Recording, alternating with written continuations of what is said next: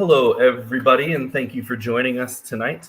My name is Chris Blankenhorn. I am the chair of the Green Socialist Organizing Project that we formed out of the 2020 Green Socialist Presidential Campaign.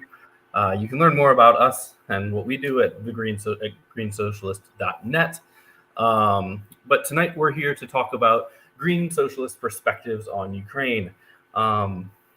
This has been many months in the making, panel that we've put together tonight. I want to say it was October or November when I sent the first emails to these three, and we started, planning this and getting our schedules in line. And I think it's a really important conversation to have. The conflict in Ukraine has been a really contentious issue on the left, both within the Green Party, the broader left in the United States, and the left internationally. As I've watched the conversation unfold, I've been very unhappy and disappointed with the tone and quality of the conversation. It has tended, not universally, obviously, but it has tended to dive into personal attacks, people revoking, others' card or credibility as a socialist or a green, and personalizing things.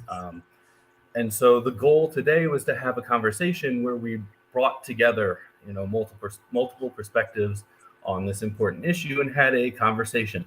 I also think a big problem of this conversation is that it generally seems to have started with the exact situation of present day. We haven't done a lot of especially in the Green Party, we haven't done a lot of the foundational conversations about, imperialism and the role of internationalism and things like that, so that we can actually understand where each other are coming from instead of attacking. So the real goal of this was to, put on an event where we brought together different perspectives and listened to each other, responded to points. I don't necessarily expect anyone on this panel to change their position. But everyone on this panel is here because they're comrades, right? They've worked together, they've known each other. And I think that creates a situation where we can actually have this type of conversation, which is very much needed. We very much need a redirection on this issue so that we can start, engaging in proactive and positive work and organizing. So to that end, today we're joined by three different panelists. I'm going to be moderating.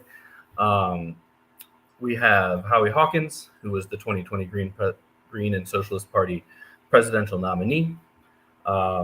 We have Margaret Kimberley, who's the executive editor of the Black Agenda Report, is with Black Alliance for Peace, UNAC, the United Anti-War Coalition, and the Green Party of New York. And we have Matthew Ho, who was the 2020 North Carolina Green Party U.S. Senate candidate and is the Associate Director of the Eisenhower Media Network and Emeritus Senior Fellow with the Center of International Policy and a disabled Marine Corps veteran. So thank you, everybody, for being here. We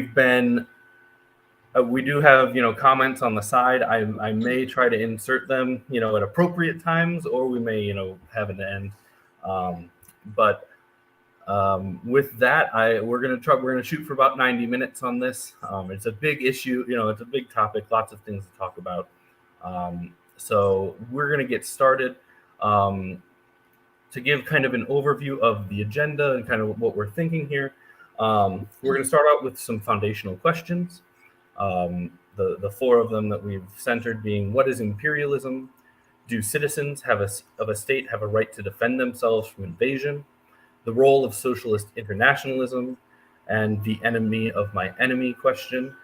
From there, we're going to move into a little bit of history, looking at the USSR/NATO period, post-USSR, and then 2014 to 2022. Because I think we will have differing opinions on this conflict, but I don't think anyone on this conflict thinks that it started exactly 1 year ago today. I think we understand there is, a build up to this current manifestation.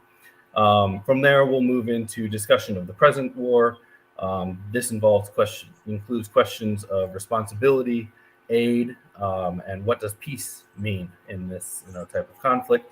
And then closing it off, we'll talk about what the future of the region looks like in these different perspectives, and how they, the ideas that are presented here would play out if we saw them play out the way we would like, which is very much a hypothetical, right? Where neoliberalism is in control pretty much across the board. So, green socialism isn't guiding things, but I do think it's important that we, think through to the end result.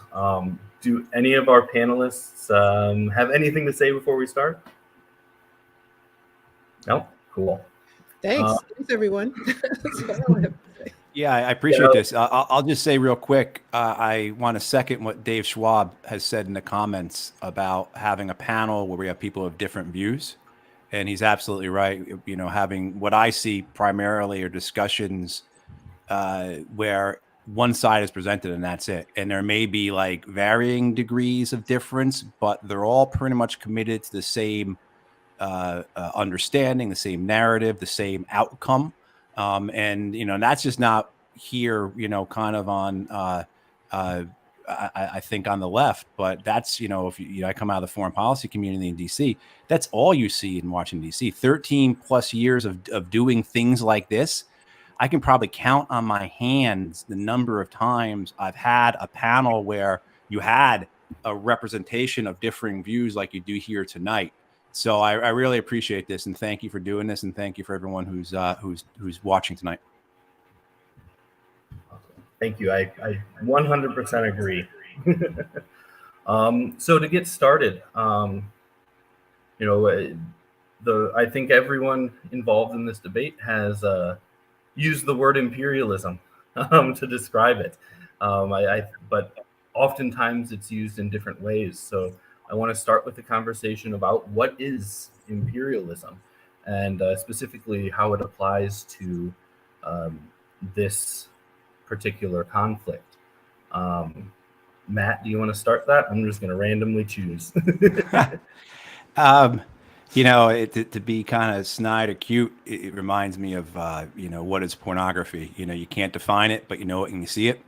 And I think that's a case here where I'm a bit agnostic onto as to the definition of it, and a bit of me is fairly cavalier about it as well.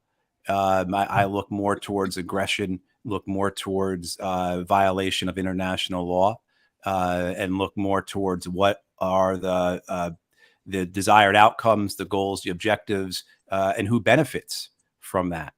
And I think a definition of imperialism is going to look different from the perspective of that person defining it. So I don't want to make a cop-out on this, but I think it's very hard to define it. My definition of imperialism, I think, would be different from somebody who is in, say, South Ossetia, Russia, or in Chechnya, or maybe in parts of Siberia, who are living the weight of Tsarist Russian imperialism that has continued on through the century.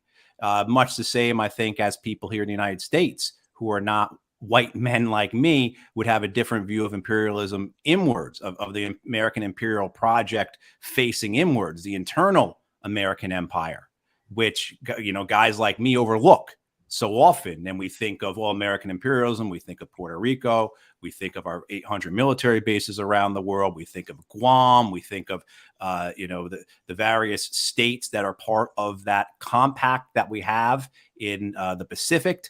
So for me, I am a bit agnostic about it, but I think it's important to have some degree of principle in all of this, because otherwise, how do you define what is going to be your opinion on the matter, and who are you going to back or who are you not going to back? Otherwise, it becomes a team sport. And it becomes, I'm a Mets fan. It becomes, for me, the Ukrainians are the Phillies, the Russians are the Braves, a pox on both, but I can't articulate it any further than my emotions and my tie to one of them based on some type of identity, based on some type of team type of aspect to this.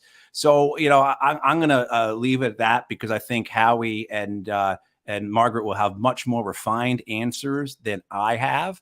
But I certainly do believe that the war in Ukraine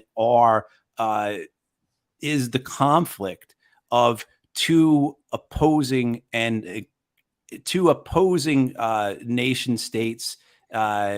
You can call them empires, if you will. Certainly, American falls under that, and I think most people would agree Russia falls under that as well because of what it contains within its boundaries in terms of nationalities, ethnicities, lands that otherwise might not belong to Moscow. So I would say that there is aggression on both sides. I believe there is a pox on both, and most of what I come to this from is an understanding of war, an understanding of the need for nonviolence. Like I said, I'll pass it on to Margaret and Howie. Thank you. Well, you said my name first, so I'll just go ahead. Imperialism, there's so many ways to define it. I think of it as it's a form of economic control, military control, suppression of peoples. It is the highest stage of capitalism. Isn't that what Lenin said? So it's using coercion and a variety of means for one nation to control others. And that's kind of a rough definition. Every time you look it up, you see different things.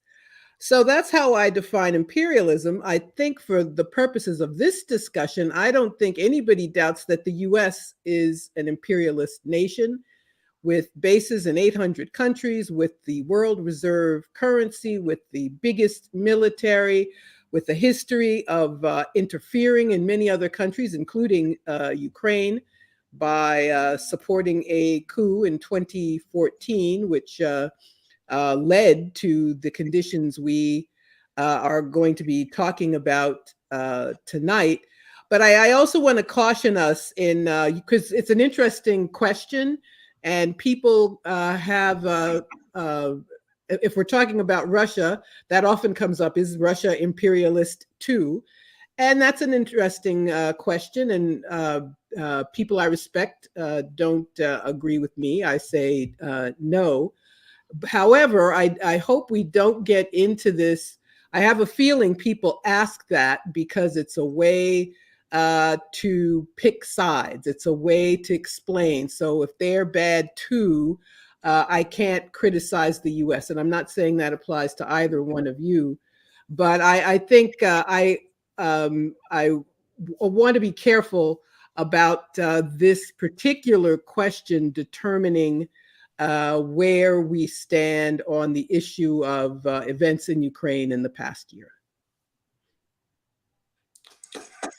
Well, this is a huge question, and I think it's important because the structure of world imperialism has been changing. We no longer live in a unipolar world where US imperialism is totally dominant. We're in a multipolar world now with inter-imperialist rivalries among a number of the big capitalist powers. So I think one problem is some people say, well, the US is the biggest imperialist, so any state, no matter how oppressive, capitalist, or even imperialistic, we should support because it's against US imperialism, which is considered the main enemy. And I think supporting one imperialist camp over another as the lesser evil is not anti-imperialist. It's supporting one imperialism over another. Now, this structure of inter-imperialist rivalry, we also have to understand what Rui Mauro Marini, a Brazilian left economist who developed dependency theory, also called antagonistic competition, because these different capitalist powers are in conflict, but they also cooperate at the same time.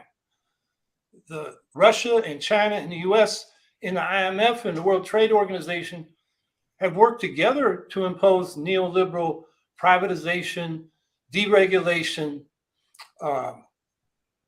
policies on the poorer countries of the world from which they profit. while also, they're in competition. They cooperated in the climate summits to oppose mandatory emissions standards and commitments, and supported privatizing the atmosphere through carbon offsets and carbon markets instead of putting caps on carbon emissions and maybe a carbon tax on emitters. So that's cooperation. At the same time, they're in conflict, like in Ukraine. So I think we have to understand that there's a number of imperialist powers. There's a hierarchy in terms of their strength. But we shouldn't be choosing one imperialist camp over another. And of course, the question of imperialism raises the question of anti-imperialism. And there we need to be against all imperialisms. We need to be in solidarity with working people in oppressed nations, peoples, not states, and support their struggles for social and national liberation. And I think I'll stop there because you could write a whole book on that.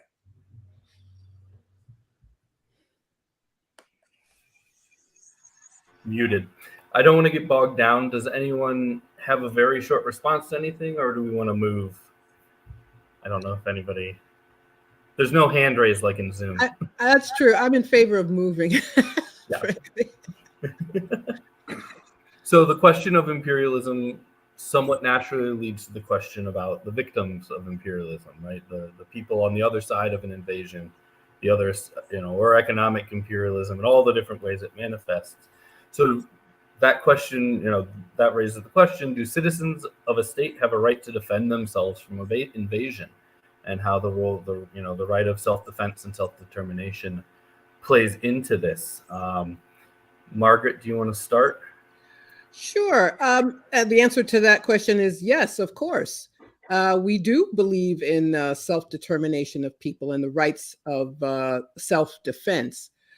But here in Ukraine, I think we have to talk about the rights of the Ukrainian people to defend themselves from the 2014 coup, which overthrew an elected president.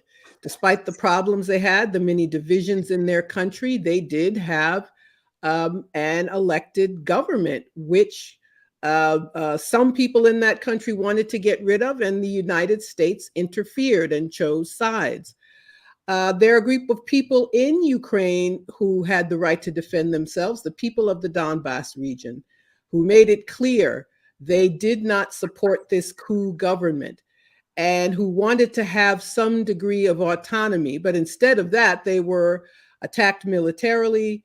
You can say this war started in 2014, and over that time, something like 15,000 people died. And there was supposed to be a means for them to defend themselves and to be defended by the rest of the world, and that was the Minsk Accords. We now know, it was clear that nobody was serious about them, despite the fact that they were approved unanimously by the UN in the UN Security Council. We now have former Chancellor Merkel of Germany and the former President of France, Hollande, admitting that it was a farce and that it was a means of giving the Ukrainian government the ability to build its military. So the people of the Donbass lost their right to be protected and to defend themselves. So the answer to that question is yes, but I think we have to talk about the original defense of people in that country that was lost by the manipulations of other countries and principally the US.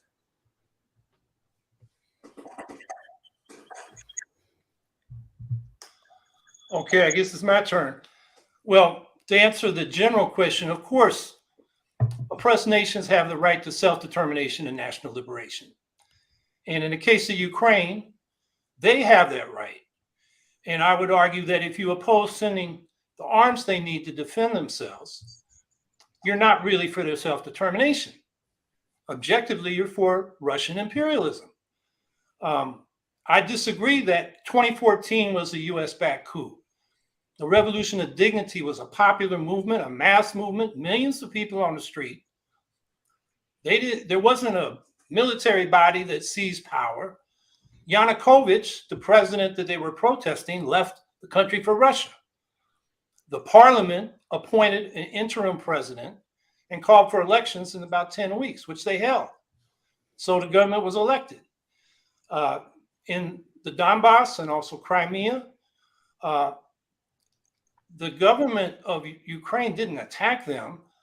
The Russian military directly in Crimea and through militias and actually fascist militias from Russia, working with people they could find in Donbass, seized power. That was the coup. Those were the coups. They removed the elected officials, some of them they killed, and installed their own people in power. And then Ukraine, tried, they called it an anti-terrorism operation, and they hardly had a military to fight back with. So a lot of their own right-wing militias got involved in that fight. But it wasn't a coup. And the conflicts between, the language question was a big question. I mean, that conflict was minor compared to ethnic conflicts in other places around the world. The Israelis and the Palestinians, or the, Northern Ireland, or you can think of a lot of places. That was something that could have easily been worked out democratically. But Russia intervened. And the Minsk Accords, look, both sides did not implement it. The Minsk Accords were poorly written. The sequencing of what was supposed to happen was vague. So, for example, Russia was supposed to remove its military, but they said, we're not going to do that until you give Donbass autonomy, Donetsk and Luhansk. And the Ukrainian side was saying, we're not going to give autonomy until you remove your military. They had almost 100 negotiations on how to implement that from 2014 through early 22 was the last one. And then Merkel, if you read the interview, she doesn't say that like we used it as a trick to, sort of rearm Ukraine. First of all, Germany wasn't rearming Ukraine. They were building Nord Stream 2. Their theory was if we have economic relations with Russia, it'll be a deterrent for them starting a war because it'll cost them economically. And that was Germany's policy under Merkel. And what she says in the interview is what she was describing what happened. Not that was, a trap we laid for the Russians. So I know that gets out there. That's the line the Kremlin's putting out, but I think it's not true. We're going to go to Matt, but I do want to say we'll talk explicitly about 2014 in a minute. Okay.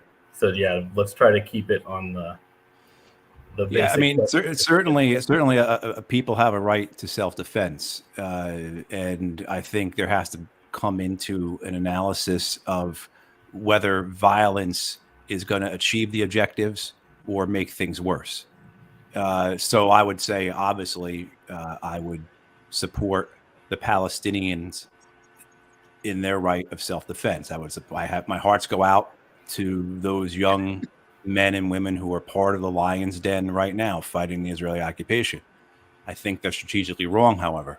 I think taking up arms against Israel is a mistake strategically and politically. I come from a family that fought in the Irish War of Independence. My family was proudly in the 3rd Tipperary Brigade, so hundreds some odd years ago.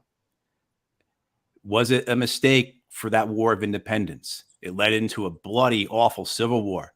And would the Irish have received independence like the rest of the British colonies and possessions and territories did 20 years later? So I think when you talk about violence, what is the objective? What is going to be made here?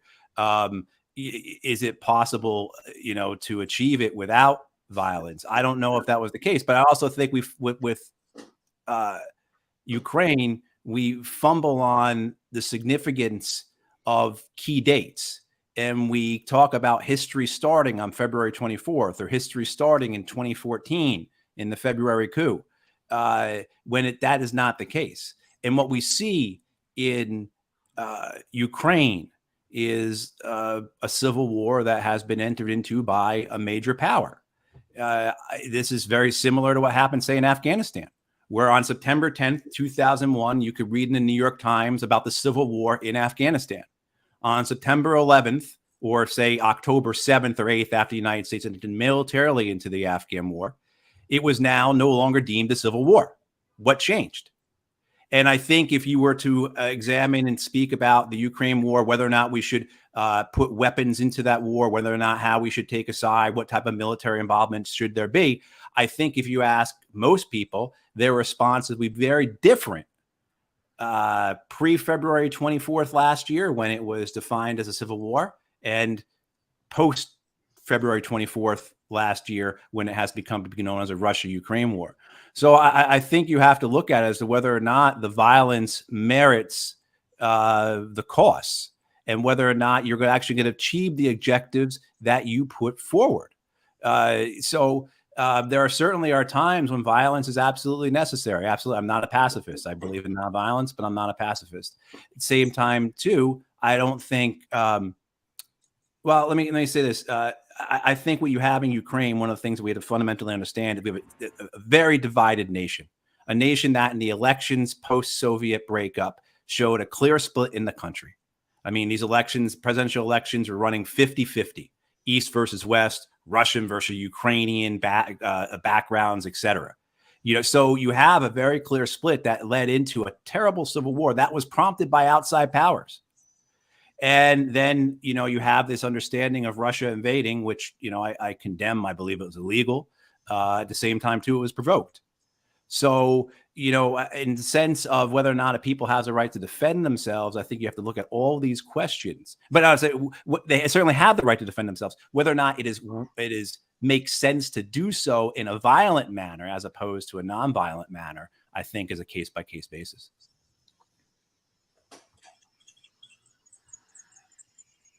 Does anyone have a short rebuttal, or would we like to move? And remember, we'll come to 2014 in that whole timeline. Okay. We can move on. Yep. I don't have a rebuttal. So the next question, as this is put on by the Green Socialist Organizing Project, so it should not be surprising that we, are going to center some, foundational socialist principles. So the next question is that, and it is the role of socialist internationalism. How does that play out in a complex situation like this, where we have no socialist, actor in terms of, state leadership? I think we're on Margaret's turn, if I'm remembering right. Yeah, I think so. Well, you're correct that there's no socialist actor in the countries that are in conflict, but that should not determine where we stand as socialist people.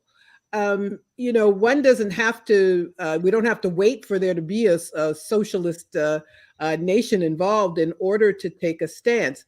In internationalism, we are in solidarity with people around the world with their right, as we just discussed, to have self-determination. But that was lost. And I know you said we're going to get to 2014, but I feel like we have to go back there. That's when people lost their rights. So am I in solidarity with people in the Ukraine? Well, it depends, because some of them have politics that are very right-wing, very racist. Having said that, I don't want them to die in a war. I don't like this footage we see now of men being press ganged and dragged off to a few weeks of training and then sent to the front when there should be peace talks. But I'm an internationalist with people all over the world. If it were up to me, there wouldn't be any conflicts in the world. Nobody would be at risk of going to war or being killed in a war. So as socialists, I believe that we can make those connections, but we also have to take a political stance. And this was a war created by the EU and by the US, who saw an opportunity to take on Ukraine, to try to destroy Russia militarily, to force Ukraine into this EU agreement that was going to force austerity on that country that their then president and the people rejected. So even though there's no socialist actor in the states that are involved, we as socialists have to stand by our politics and talk about the things that were done, the imperialistic actions that were taken, which caused this to happen. And we have to talk about our determination to end the killing, end the cause of what happened, and to always point out that there can be talks. This can end. You can have a cessation of hostilities, a ceasefire. So nobody has to die. And that's being a good socialist internationalist and saying that all these parties can talk. There are countries that have offered to help. Turkey was hosting talks, which were scuttled by the US, and other nations have offered their assistance here. So being a socialist internationalist means that we must be in favor of those things.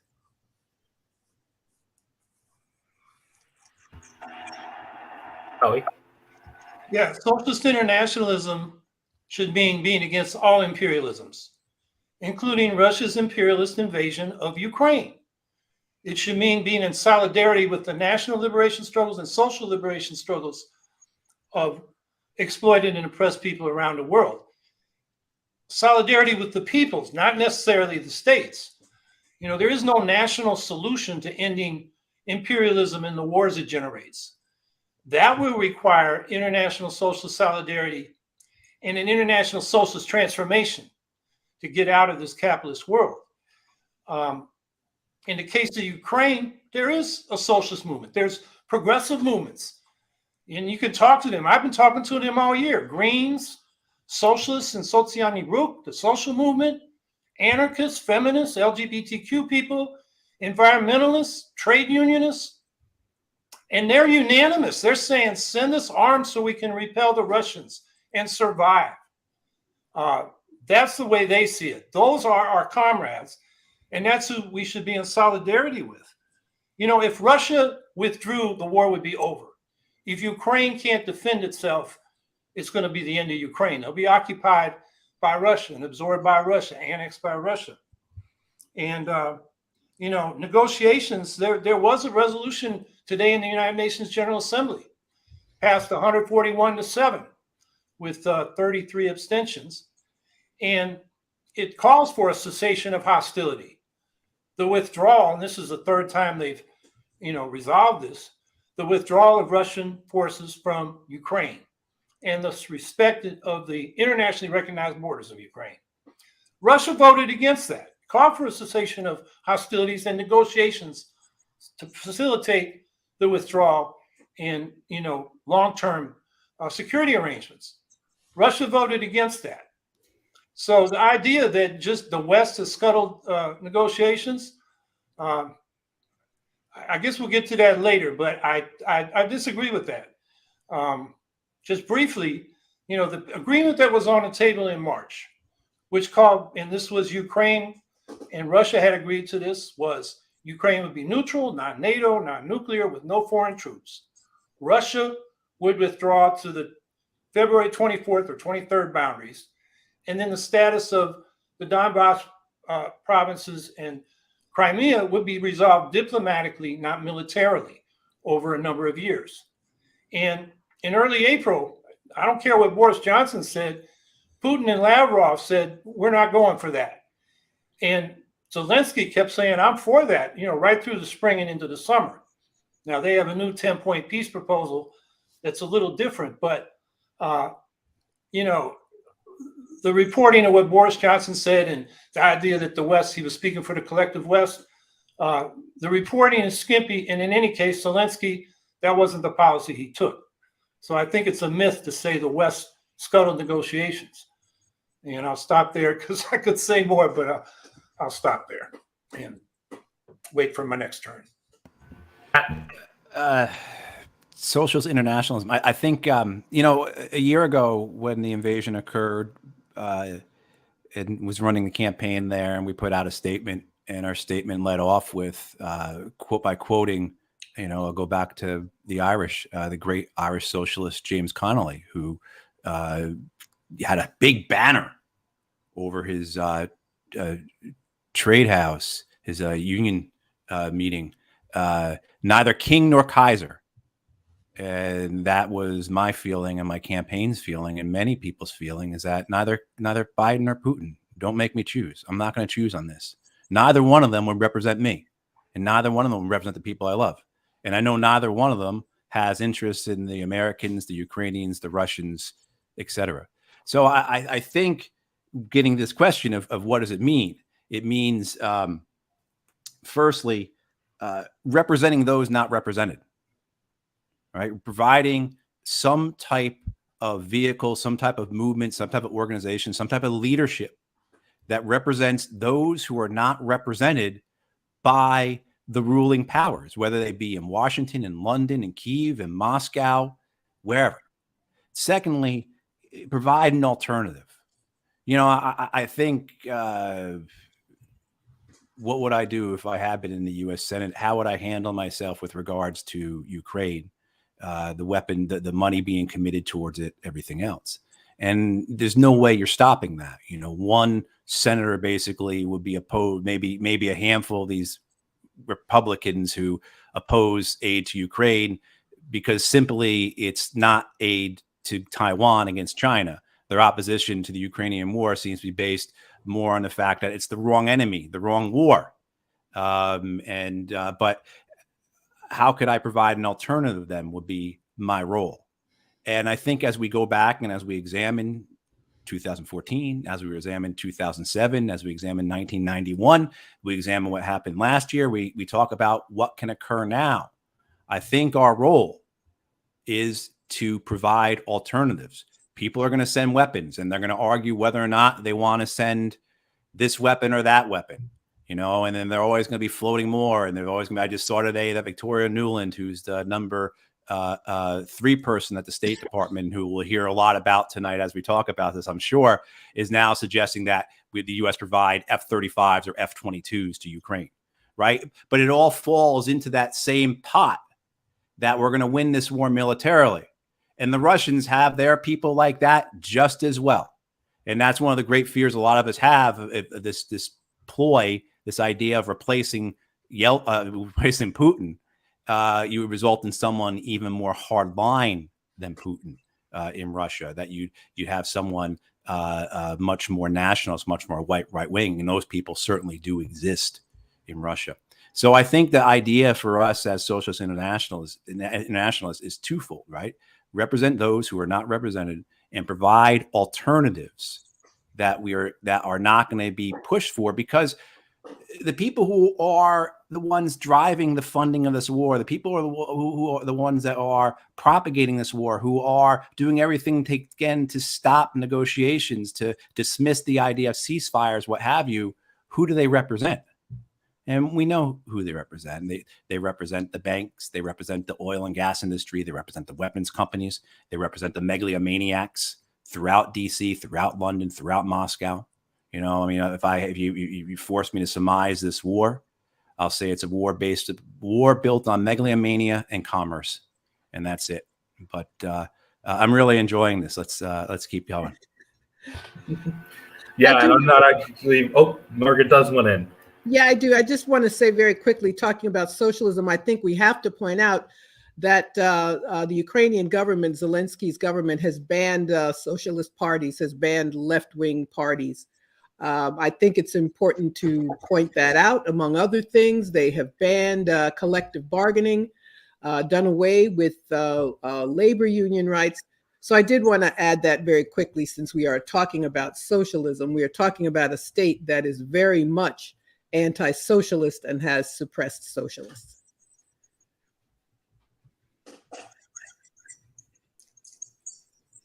Oh, okay. Yeah, the party ban. I don't support the party ban, but those parties are not left wing.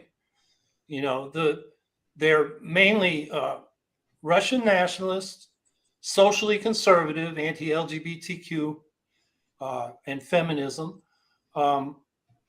sponsored by oligarchs. We can go through the different parties. One of them, Barapa, turns out to be a FSB intelligence operation. We got that from emails between them and the Kremlin that the Ukrainians hacked a couple years ago. The Progressive Socialist Party sounds progressive, huh? It's a LaRouche party, and it had the most unspeakably racist ad when it ran in 2019, where, you know, this old white woman's coming up behind a Orthodox Christian, I don't know what they call him, priests, and he turns around, he's a black man, and she responds in horror. That was one of their election campaigns. So these, you know, the left, certainly the anti-authoritarian left in Ukraine, which has been critical of the party bans, you know, they'll point out these are not left-wing parties. They're Russian nationalist parties of various stripes. And a lot of them are linked to oligarchs who are linked to, a problem both Ukraine and Russia has, and that the oligarchs came out of the, old state managers of the Soviet Union linked to organized crime. And so there's a lot of grifting and opportunism in those parties that were banned. But the main reason they were banned was they were Russian nationalists. But the left says prosecute people for treason if that's what they did. Don't ban parties because that's a bad precedent. Wow. So they also banned the Nazi party or Nazi parties in Ukraine. So that's just really why are they all running around with swastika tattoos? I don't understand that, Howie. They honor these collaborators, these people who collaborated with the Nazis during World War II. They are national heroes. So I don't know what you're talking about. They don't have a problem with Nazism in Ukraine, the Hitler salutes, the Azov battalion. I don't know where you got that idea. As far as these banned parties being pro-Russian, that's what they always do in Ukraine. Anybody they don't like, they call them pro-Russian. So I'm not going to go along with that. And if we want to talk about oligarchic control, Zelensky was put in place by an oligarch named Kolomoisky, who is such a big crook. He was sanctioned by the United States. Yeah, but the far right, they exist. There's a right-wing subculture in Ukraine like there is in the United States. But look what happened in recent elections. The far right parties, which are Svoboda, Right Sector, and National Core, they had 13 seats after the 2012 election, before the Revolution of Dignity or the Maidan Revolution. After that revolution in the 2014 election, they were down to 7 seats. After the 2019 election, they were down to 1 seat. So they're politically marginal. And I think that's one of the Kremlin tropes that we've got to resist, that, the Ukrainian government is a Nazi government. That's nonsense. It's not a Kremlin trope. And please don't call everything a Kremlin trope or a Kremlin line. We can think for ourselves. We can I look into these things for myself. And I don't think, no, you shouldn't call everything Kremlin because it's something you disagree with. As far as there being a subculture, they don't need those right-wing parties because they got Zelensky. He's the right-wing guy. So these little parties are not important any longer. So if they're not winning any seats, it's because they're not needed. The right-wing guy and the right-wing controlled guy is at the top. Okay, let's pull back into the agenda. We'll have plenty of time to talk to 2014, 2014 and that run up. And I'll also agree with Margaret, and let's not, accuse people of, passing off Kremlin trope. Let's not phrase it that way. We can disagree without, personalizing and disparaging. Yeah, I'm just saying that because it's what Putin says, it's what Medvedev says, it's what the head of RT says. It's their line. You call it their narrative, if you like. But that's what they say. They say it's a Nazi government. Zelensky is running a Nazi government, a Jewish president, the defense minister is a Jew. It's absurd, but that's what they say. So, I just tried to summarize it. We call it the Kremlin narrative or the Russian narrative. But I hate to say the Russian narrative because I don't think all the people in Russia buy it. So I'm actually going to skip the next one. I think we have moved solidly into the history. What was the next one? Please remind me, Chris. The next one was the enemy of my enemy question. Okay. Which I was going to preface by saying I've actually never heard any of you, involved in this panel actively engaged in that, in that messaging. But it is something that I had heard, so it's why it was included. But I think that it's important. I think we've kind of moved past it. So I'm going to back us up a little in this historical conversation, and laying the groundwork for what's happening now. To start with, the USSR and NATO, and a century before how this conflict has grown. Leading up into 2014, and then moving forward to today. So it is. Howie is next on our list.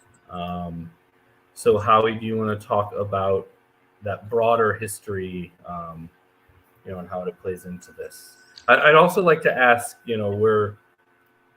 we're trying to have a civil conversation between our panelists, and I think we've done very well. I'd like to ask our viewers in the chat, from all sides, to do the same, because we've, at the beginning we said this panel is taking place in presenting multiple perspectives, because I think the left in the US and globally has done a abysmal job at actually having this conversation civilly. So I think it's important that we, in the chat as well, across all the multiple platforms that we're streaming to, try to maintain that as well, and not, throw personal attacks and such at our participants. So, looking at the long view history, Howie. Well, okay. I don't think NATO was really ever necessary, because the Soviet Union never intended to expand into Western Europe after the victorious powers in World War II divided Europe into spheres of influence at the Yalta Conference. That was FDR, Churchill, and Stalin. Stalin was conservative. He just wanted to maintain control of his own sphere of influence. For example, he refused to aid the Greek communists fighting the Greek monarchists in the Greek Civil War. He felt that was his obligation after this deal he made at Yalta. And Khrushchev and Brezhnev and some of the other people that served for shorter periods, they advocated peaceful coexistence in their time. And I think NATO and the US were much more aggressive, wildly overstated the Soviet threat, were engaged in covert action. There was a Cold War, but it was fought with foreign aid, each side's propaganda narratives, and military aid to proxies where wars are going on, like in Vietnam or Southern Africa. And the U.S. was often on the wrong side of those anti-colonial struggles. I would say the Soviet Union support was often token. And for example, at one point they were telling the Vietnamese to accept the partition of Vietnam. And the Vietnamese told them, we're going to keep fighting whether you give us arms or not. And what I'm describing has been confirmed by the archives that opened up in Russia after the Soviet Union fell apart. They were never going to go into Western Europe. And then after that, when the Soviet Union fell apart, NATO policy changed. And it began military interventions outside the areas of its member nations. And it did expand NATO membership to the east. And even though people like Baker and other US leaders and Western leaders verbally told the now Russians in Moscow, well, still Soviets in Moscow when this happened, that they weren't going to move, as Baker told Gorbachev, 1 inch eastward. But they did. And there are two sides to that. One is, imperialism expands, and that's what they wanted to do. The other thing is these post-Soviet countries were afraid of Russia, and they wanted defense. And so they asked to be part of NATO.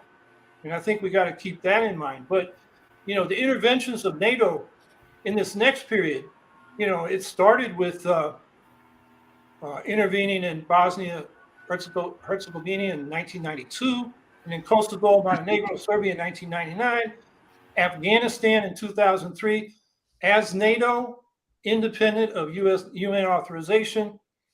They went into Iraq, not with the US and that initial coalition, but in 2004 after it was occupied. And then in Libya in 2011, the UN authorized that, but then NATO went beyond a no-fly zone to protect civilians. That was the resolution to regime change, overthrowing the NATO government. So NATO became an aggressive power outside its own area. And then in the period, on the other side, if the Soviets were conservative, I think the Russian government, particularly under Putin, has become imperialist. It's revived the old Russian chauvinist, Russian empire. And we've seen that. I mean, they took a piece of Moldova, very soon after the Soviet Union fell apart. They've been in Georgia. They've been in Kazakhstan. They've been in Syria, obviously, Libya. Now they're in Mali and Burkina Faso in the Central African Republic, intervening militarily, backing up dictatorships in return for mining franchises, for example, in the Central African Republic. So I think the Moscow side has become much more dangerous than it ever was under the Soviet Union. I still say NATO should be dismantled. I think it's going to have to be in the context of having negotiations about pan-European security arrangements that include Moscow. And on that basis, conventional and nuclear disarmament. That's what we should be pushing for. So that's the way I take that historical period. Yeah, I mean, histories and legacies matter. It certainly, regardless of where you are, history is going to inform and influence. It's going to give people their identity. I think there's no doubt that there's that identity, whether it's dates back hundreds of years, whether it's identity from the Second World War, whether it's identity from the Cold War, whether it's identity that's been developed over the last 30 years that defines and animates both the Ukrainian and the Russian side. And within Ukraine itself, again, you're going to have differing differences, differing differences, right? But you're going to have these identities that are informed by the interpretation of the past. I mean, just as we do here. I mean, to say that the American Civil War is over and done with would be a mistake, right? In the sense of how that history, that legacy still defines how many people let that history and legacy still define them. And I think you have that. I think we could be here all night talking about the history, particularly the more modern history of the last 30 years. So I'm going to leave it at that. And I'd like to hear what Margaret says and then move on to a discussion of where we go from here. So I apologize. I got a little distracted. I was looking at the chat. So we're asking about history, the role of history in the current conflict. Is that it? Yeah, and you're the last to respond on this period. So Okay. You can segue, you can address that USSR NATO period, but start segueing into, post-NATO and into 2014. Okay, thank you. It's a complicated history. Ukraine, this conflict goes back to World War I, when Ukraine was part of the Austro-Hungarian Empire. And I don't want to generalize so much that I don't do the story justice, but the roots of the conflict within Ukraine go back that far. And so we have a history of more than 100 years of a nation that was cobbled together, where there are very, very deep divides, very deep historical grievances. But that's a reason for the U.S. to have stayed out. Of course, the most obvious reason is the U.S. had no business trying to decide who would run Ukraine. But we also have to talk about why that happened. That was about the money. The U.S. has one thing. The Biden administration has had most of this blow up in their faces, but they have severed ties between Russia and Europe. it was clear to me and anybody paying attention, the U.S. blew up the Nord Stream pipeline just to make sure, in case anybody in Germany had any big ideas about trying to revive that project that they approached the Russians about by the way. So now they've forced Europeans to import liquefied natural gas from the US, which costs more, which is worse for the environment. But who cares about that when there's imperialism to get done? But I do think that we do, while we have to know that history, we have to stick with the basics of what we believe as Greens. And what do we believe in? We believe in peace. We're a peace party. We've said in our platform, we should cut the military budget in half. You can't do that and give Ukraine $100 billion. You can't do right by people in this country. I think we have to weave in this country. You can't do right by people here if you're giving $100 billion, well, not to Ukraine, to the military industrial complex. And we have to talk about the rights of the American people, or rather our lack of rights and our lack of a truly representational government. I'm sure that if most people had a say, and we don't have a say, there would be peace talks. There would not have been that amount of money allocated to continuing this conflict. So I think in the talking about the history of that region, of Ukraine, of Russia, I think we also have to talk about the history of this country, which has prolonged this disaster, this humanitarian disaster for people in the nation of Ukraine, who everyone claims they support, but apparently support their right to have their country destroyed and have people dying, and have the American people suffer because of this and other imperialist projects which do so much harm to us here. Let me just suggest, if people are interested in the history of Ukraine, and particularly Margaret referenced post-World War I. Mikhail Bakhonikov's novel, The White Guard, is a great place to visit that history in the sense of the conflict, the complexity, the conflict, the occupation of Kyiv by Germany, the Russian Civil War, the Ukrainian War for Independence, as it was called. I mean, so if people are interested, I highly recommend get a copy of Bakhonikov's White Guard and start off that way. There you go.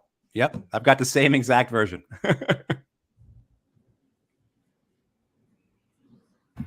Those who have watched our education events know it's a normal thing to see me get up in the middle and run to a bookshelf and pull something off. So when you read it, I knew I had it on the bookshelf across the room and had to get it. Sorry. But Matt, you were up next anyway, to kind of transition into, post-Soviet in 2014 and the immediate lead up to how we got here. Right. I think, I was graduating high school, going into college. I was a sophomore in high school when the Berlin Wall came down. And, I remember various points, throughout high school and college. My friend in college studying in Moscow when the coup occurred in 93, I believe, and he was block away from where the tanks went off. So I think for a lot of us, there's a personal aspect to us that is really interesting, very sincere, because this has been occurring as we all have been living. But I think, if people are interested in, there's a lot of debate over whether or not, and there shouldn't be, but there is, unfortunately, over whether or not the West promised not to expand NATO 1 inch further. If people have questions about that, I would suggest going to George Washington University's National Security Archive. They have a whole section there devoted to that discussion. And clearly, as you'll see from documents from the Americans, the Brits, the French, the Germans, the Russians, that was something that was promised to the Russians, this idea that they would not be encroached upon. You see throughout the 90s, American as well as European, but we'll stick with the Americans, American foreign policy dignitaries, former diplomats, generals, etc., warning of crossing a red line with the Russians, warning of bringing up a lot of this historical animosity, warning about bringing up the well-founded anxiety that Russia has of being invaded from its west. So you see this, whether it be, say, like the columns that Tom Friedman, of all people, wrote, but also, too, you had at one point in 1997, 1998, 50 former American diplomats and generals sign an open letter to the White House. Do not expand NATO. I mean, you see this in the words of George Kennan. You see this words of Strobe Talbot. I believe Madeleine Albright argued against expansion.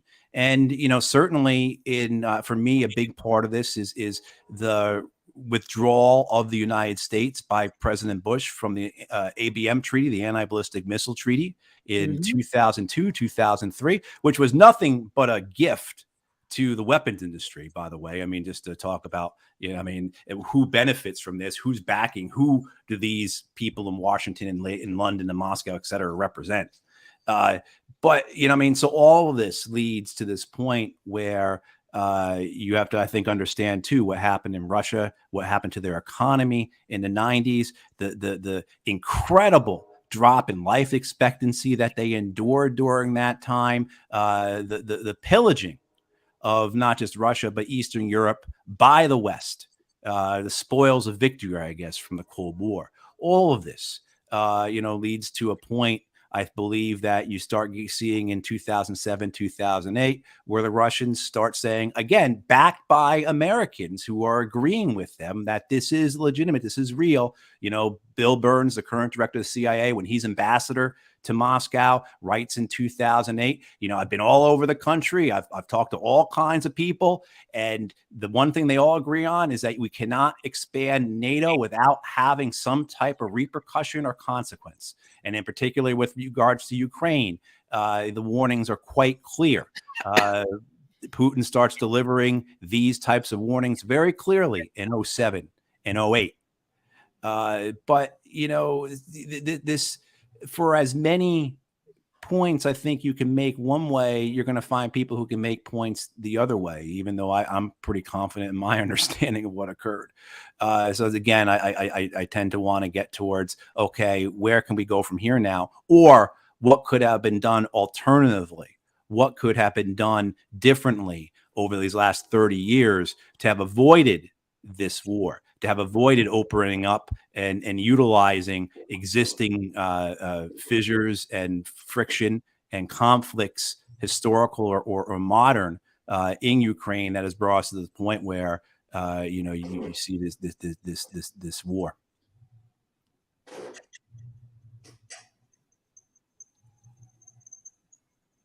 Margaret? Yes, thank you. I don't have to unmute you. Oh, yes. Okay, I'm on.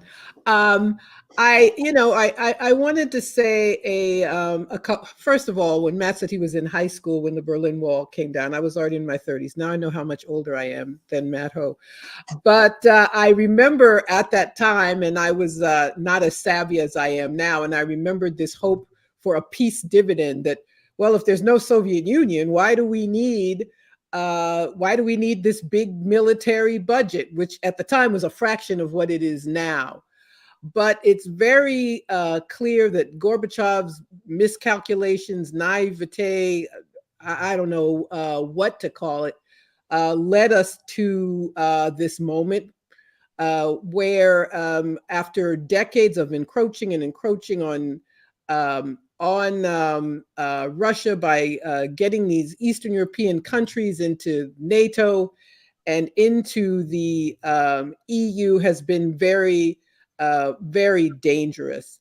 And now we have a situation. Why is Russia not supposed to assert what it needs, what it wants? I think whatever else we do, we've got to get rid of this idea that there's a bad, that's the easiest thing, to say the other side is bad and we don't need to know anything about them except that they're bad and authoritarian and a dictatorship and, Putin eats babies or whatever it is that people want to say. We have to talk about what our country did. And I don't say we because I'm not the one who did any of those things. I don't think we should use first person. But in any case, what has our country done? What has the U.S. state done? Matt mentioned George W. Bush getting out of that ABN treaty. Every president since then has gotten out of a treaty, withdrawn from a treaty, ignored a treaty. And now we're at this very, very dangerous moment where there aren't any treaties after decades of, remember Reagan came into, if you're my age, you remember, Reagan coming into office and saying the Soviet Union was the evil empire. But eventually sitting down with Gorbachev and working out these treaties, actually reducing nuclear stockpiles, that is all gone now. And the fall of the Soviet Union gave the warmongers in this country a pass. And that's what we've had every president since, Democrats, Republicans, more military spending, these treaties turning to dust, playing a role in that 2014 coup. And Victoria Nuland admitted it at the time. She was, as dumb as she is, caught yakking on a phone about who she wanted to be the next president of Ukraine, and once again admitting all the things that the U.S. has done. And now we're in this situation where we have a president and a team who are, I would call them fanatics, who have allowed this to blow up in their faces, who do not know how to step back, or if they do step back, it will be to attack China. And there are people, and so we have to be careful. There are folks who say no more money for the Ukraine war, but that's because they want to attack China. But we, as Greens, we avoid that by sticking with our principles, sticking with our values, sticking with our role as a peace party, and really understanding all the steps over the years that have led us to this very dangerous juncture.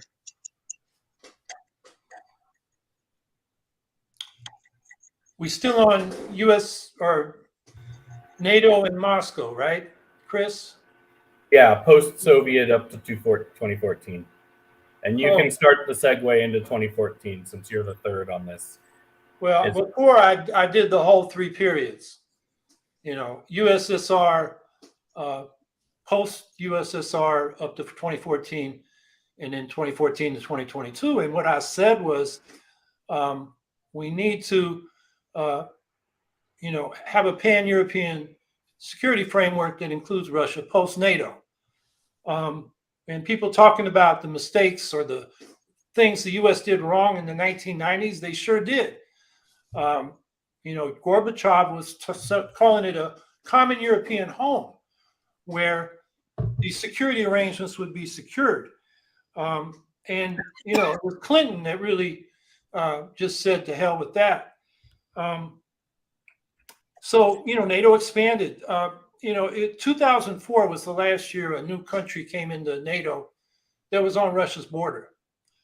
All the people that Matt, cited, they warned that this would be provocative and threatening to Russia.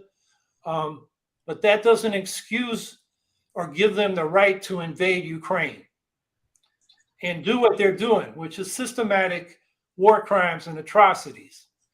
Looting, rape, filtrating the whole population to see who's a Ukrainian loyalist, and if they are, imprisoning, sometimes executing, sometimes displacing to Russia, including thousands of children, sometimes separated from their families. We've got to have empathy. There's no excuse for that. Those are things that, the security arrangements between Russia and Europe should be resolved diplomatically, not by an aggressive war by Ukraine. We shouldn't, Russia has no more right to spheres of influence over the post-Soviet space than NATO does. the people in those countries have a right to determine their own futures, and we should support them, being independent of both Russian domination and Western domination. And in Ukraine, that's, a big question. And certainly the left, progressive labor and social movements in Ukraine are very well aware of that. You talk to somebody like Yulia Yurchenko. She wrote a whole book on that called, Ukraine in the Capital of Empire, from marketization to armed conflict. And it's as critical of Western imperialism as Russian imperialism. That's, those are the people that we need to support in Ukraine. And that's what counts, what the Ukrainians say. And what they're saying is get Russia off our back and then let us figure out how we're going to relate. The relationship to the EU is not just economic. And when Yanukovych pulled back, he did that in defiance of the Ukrainian parliament. But people in Ukraine, they were not so much thinking about the economics, but the access to travel to Ukraine. I mean, Ukraine in relation to Western Europe is like Mexico in relation to the United States. There's a lot of people go there to work and send back remittances because Ukraine's economy is so poor. And they saw that as, for them a way to advance, as well as, get education. So they wanted to be in that open borders agreement that the EU has. So there's a lot more to it than just the economics. So I'll stop there, except I want to say, that infamous fuck the EU statement from Victoria Nuland, if you go back and read it, it's not about replacing Yanukovych, replacing the president. It's about who's going to be the next prime minister. And they were talking about meeting with Yanukovych to recommend what she called Yats. I forget his full name. Yatsenyuk. Yeah. So that discussion was not about replacing Yanukovych. It was about lobbying him. And they said, let's bring in Biden. So, people kind of point to that as a smoking gun for the coup. Go back and read the conversation. It wasn't that at all.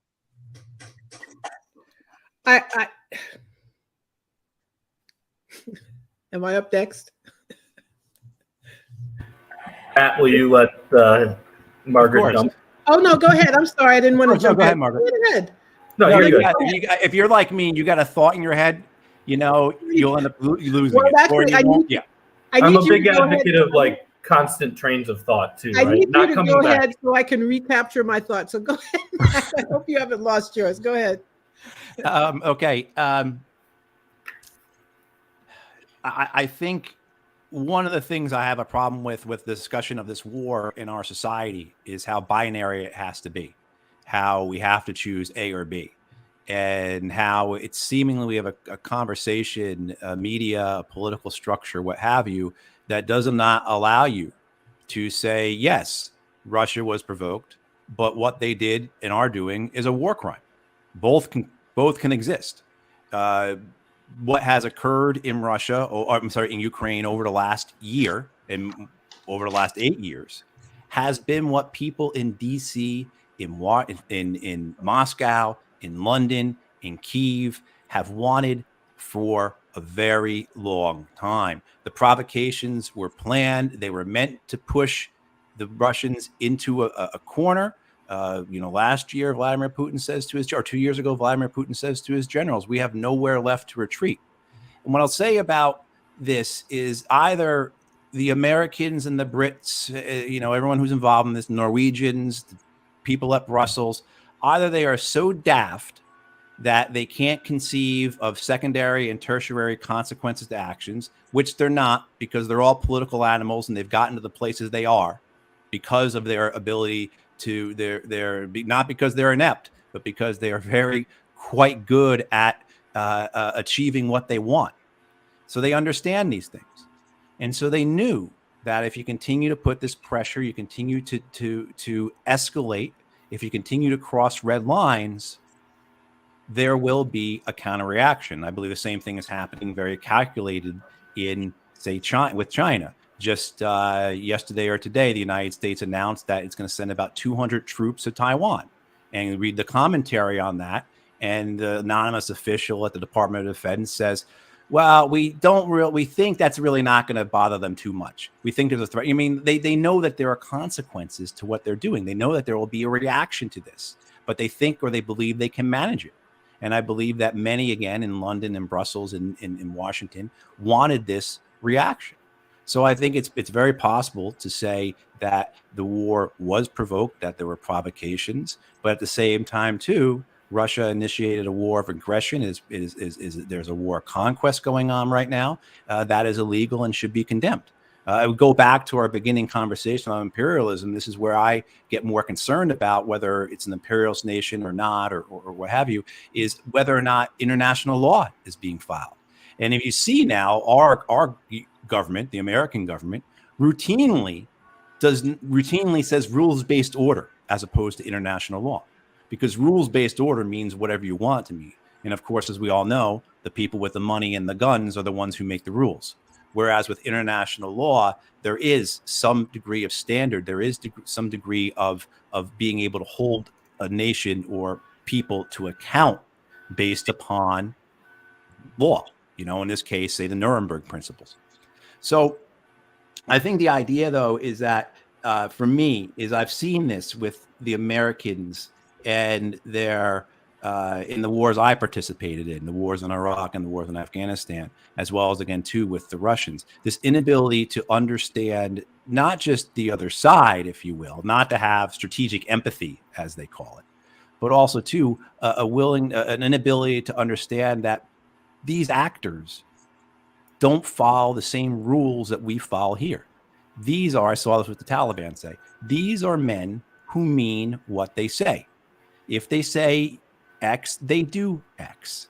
And so you have, I think, with Russia, why would we not think that Vladimir Putin was going to follow through on his threats? Why did we not think, after what we saw happen with Chechnya, after we saw what happened with the war with Georgia, which is a complicated thing that we don't need to get into in terms of who started it and everything, but also, too, that is a microcosm for what's happening here in Ukraine, and that was complicated, and there were provocations that induced Russia to attack Georgia, but also, too, I think most seriously Syria, where you had the Russian government saying over and over again, if you continue to put this type of pressure, if you continue to try and overthrow and remove our ally, we are going to intervene. And we are going to intervene and we are going to win. And I think that's what's happened here, where you had years and years of being pushed. But, you know, even that, though, oversimplifies it, because that does not get into the 8 years of the war in eastern Ukraine, a civil war that cost 15,000 lives. The bulk of those lives being lost prior to the Minsk II Accords. So Minsk, for many years, I think, worked, imperfect as it worked in terms of minimizing the violence, which was lost in the year prior to Russia's invasion, where we saw violence in eastern Ukraine dramatically spike, much of it coming from the Ukrainian side. So you had these escalations, you had these provocations. But again, our role is not to side with the powers in Washington. Our role is not to side with the powers in Moscow. Our role is to side with the people. And, you know, so I think it's possible. And I really like this quote I've seen a number of times now from the peace movement: Russia out of Ukraine and end NATO. And unfortunately, we have a environment here in the U.S. that doesn't allow for something that's non-binary like that, right? You have to pick A or B. And again, as being third-party folks, Greens, that's something we don't accept normally.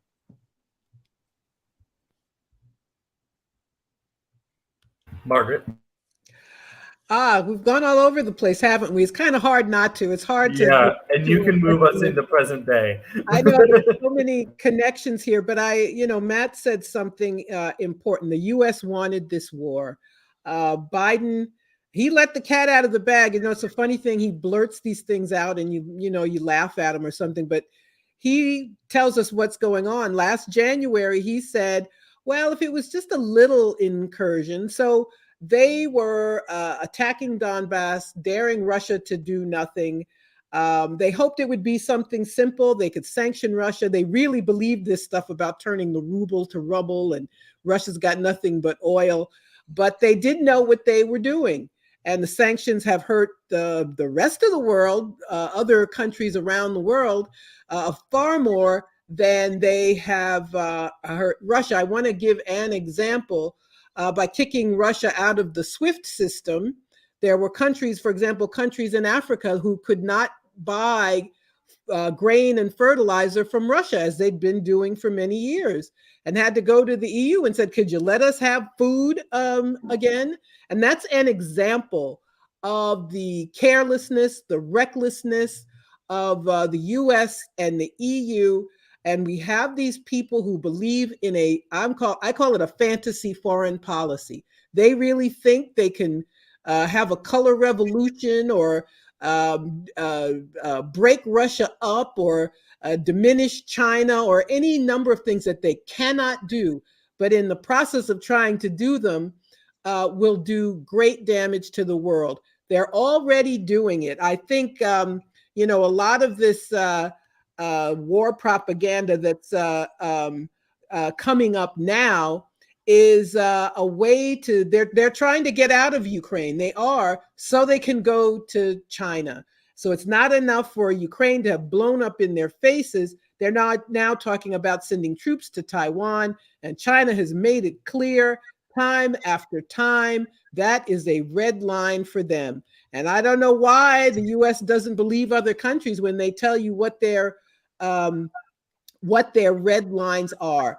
So this has been a disaster for us in this country, a disaster for Ukraine, a disaster for Europe, a disaster for everybody except Raytheon and McDonnell Douglas and Lockheed.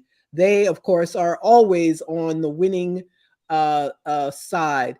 But I know we don't have a lot of time left. I would just exhort everyone, especially those watching who are Greens, we must stick to our principles. And while we may disagree about certain things, we are a peace party. We are a party who does not want these billions of dollars in defense spending to go on, which steal from the people. And we can't claim that we believe in justice and we want healthcare and we want education unless we speak out against these adventures, which guarantee that people in this country are going to keep suffering. So this is a moment for, and I'm glad we were all here. I know some people said, why are we bringing this up? But I think we need to learn how to struggle with each other.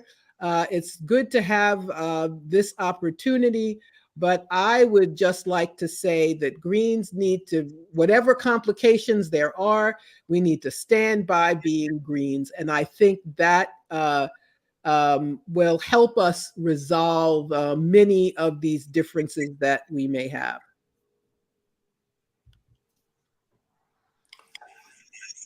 Well, it looks like we're wrapping up. I'll just respond to some points. I don't believe that the U.S. and Western Europe wanted a war in Ukraine. Yes, they did. I think it's absurd. Capitalists like stability. They like doing business. They were doing business with Russia. They're doing business with Ukraine. Wars disrupt that. So I don't think they wanted the war. They, policies, Putin didn't like certain policies, but those should have been resolved diplomatically, not by an invasion of Russia into Ukraine. Calling it a provoked war just excuses Russia's aggression. And talk about international law. That is the violation of international law. The supreme international or war crime is the war of aggression. All the other war crimes come when that happens. So, and then as far as what happened the year before, if you look at the OSCE, which was monitoring in eastern Ukraine, there was hardly any conflict and hardly any deaths for the year before the invasion of Russia. There were no deaths in the first 2 months until the invasion started in 2022. There was a handful, like 12 deaths, and half of them were from landmines that had already been planted, earlier, back in most of them in 2014 and 2015. So the idea, and this is something the Kremlin says, but it's not backed up by the facts, that Ukraine was, or Kyiv was getting ready for an offensive and had already started an offensive in the Donbass. It's not backed up by what the OSCE found when they were monitoring it.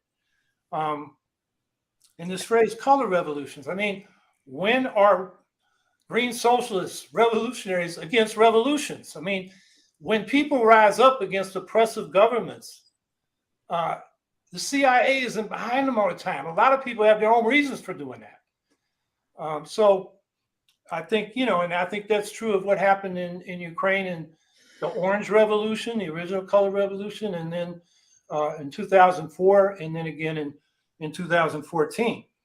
Now, yes, the Green Party is a party of peace, but I think we also need to distinguish between the violence of aggression and defending yourself. And to say we're a party of peace, therefore the Ukrainians can't get arms to defend themselves, is not promoting peace, it's promoting aggression. And I think we've got to make that distinction clear. And finally, the idea that the money we're sending to Ukraine, much of which is humanitarian. I think of the 110 billion spent or in the pipeline, 40 billion of that is for humanitarian economic aid. We can afford that.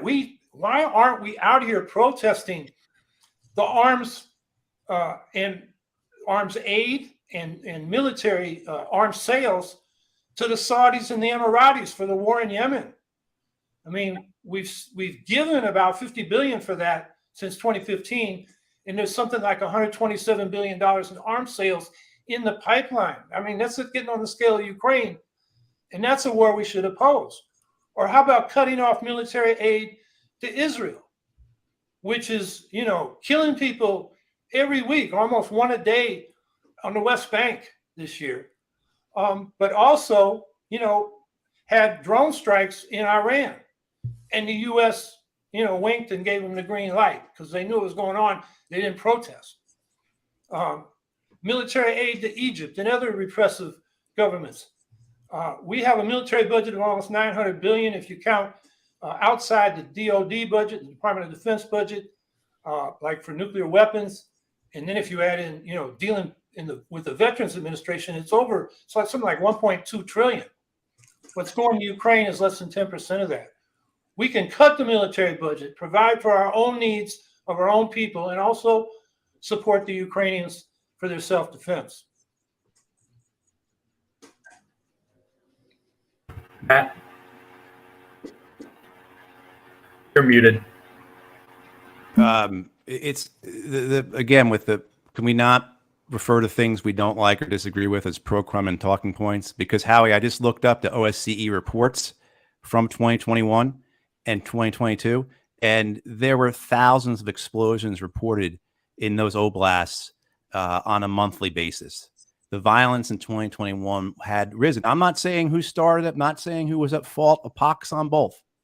But the idea that there was nothing happening in Eastern Ukraine, that violence hadn't escalated in Eastern Ukraine in the year prior to Russia's invasion is just simply not true.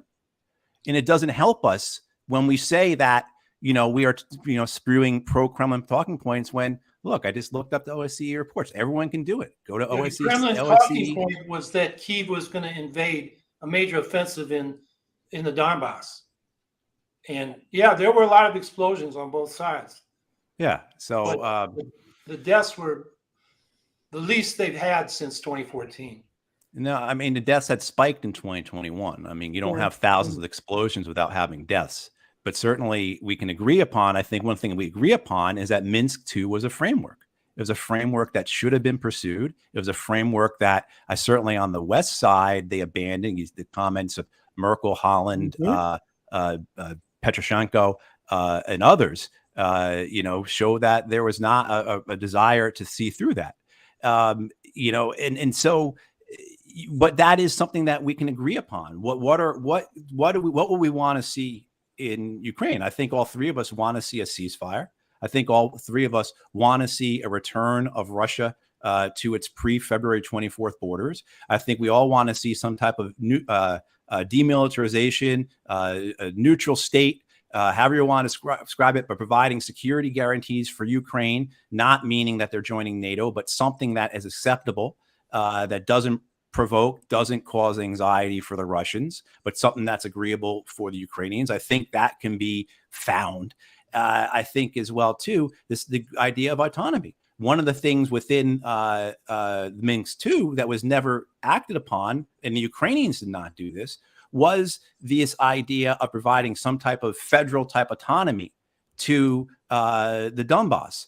And it wasn't acted upon by the Ukrainians. There was no referendum. Very similar to, say, the Americans and the French in Vietnam in the 1950s not holding that referendum, right? I mean, so I think these are things we can agree upon. I would say the same for Crimea. There has been referendums in Crimea.